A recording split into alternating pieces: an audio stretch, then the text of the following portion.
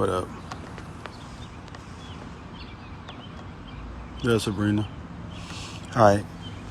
Whoever didn't catch this can catch the video. Look, I want to just come here real quick, and I know I have a speaking engagement this weekend, Black Wall Street in Atlanta, and I really want people to come, but I want to make sure that we understand that, to me, it's not one of those get-rich-quick wealth-building schemes, this is what we did type thing, because I'm strongly against those, and for various reasons. And so I just wanted to tell people, because I've been seeing a lot of people advertising me and a lot of people asking me to do some of that nonsense, right? And to me, it's a real gimmick, and all it does is steal money from people. Think about it like this. If you said, hey, Marsau, how'd you get to where you are, right? Just imagine we're talking about directions. You said, Marsau, how'd you get to where I am? And I said, well, I backed out of my driveway. I made a left. I went down about 2 miles. I made a right. And I took that road for 100 miles and then made a left. That's how I got here, right? But that's not how you're going to get here. And the key thing for you to understand is, if I said, find a way to get to the highway, find a way to hitch a ride to get to the major road, and here's the rules for the highway, that the east and west highways are even, and the odd highways are north and south, then that might give you the best direction. If I give you general principles about, getting the right car, getting the right gas, doing things like that, that to me is the best way to give somebody advice.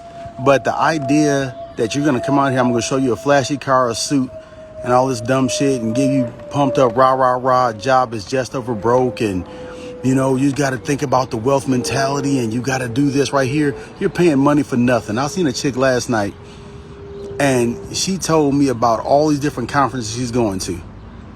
And I'm like, you're wasting all your money. And the worst thing about it is, the people that are sitting on stage know it. And all they're doing is selling these conferences, because that's the new thing. That's not how did you get wealthy. The new thing is to trick people out of their money. And all we're doing is the exact same thing that everybody else did. Robert Kiyosaki, everybody else. Oh, you got to get rich dad, poor dad, rich dad, poor dad. That fool filed bankruptcy in and didn't make his money back until 2015 during the financial crisis. Stop it. He made his money selling books. That's what he did. He made his money selling ideas that people already knew and agreed with. Y'all, don't fall for the get rich quick scheme. All right. Spend more. It was spend less than you save. Do what you're passionate in.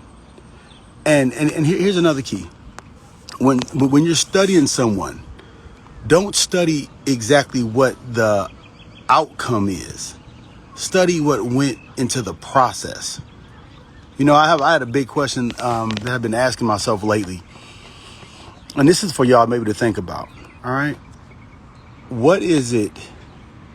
When does an athlete win the game? Let's say it's the last second shot and he goes up for the shot, right? He or she goes up for the shot. Last second buzzer beater. They go up for the shot. When is the game won? When the ball leaves his hand and is no longer in control, or when the ball goes through the net? Because there's a point in time when that athlete, all this training and all this practice and all this experience has caused him to shoot that shot, and the ball's no longer in his hand. And for him, he's done all that he could do. But the game is not necessarily won then until it actually passes through the net. That's just a question for your philosophy, a philosophy and a question for you guys to think about in business or in life. When do you actually win? After you've done all you say you can do and you allow the life to take its processes, or after it goes through the net?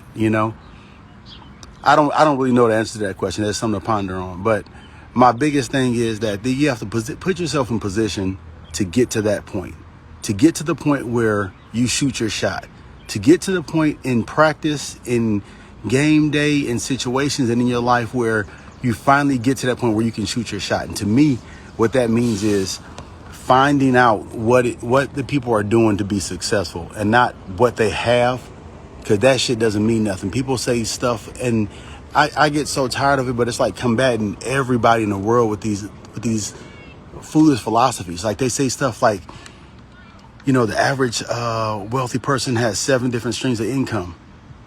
That's true. But they had one major stream of income that got them to that 7. Then they diversified. You stay in your lane till it's time to diversify. You tell me somebody great, and you can tell me what they're great at, you know?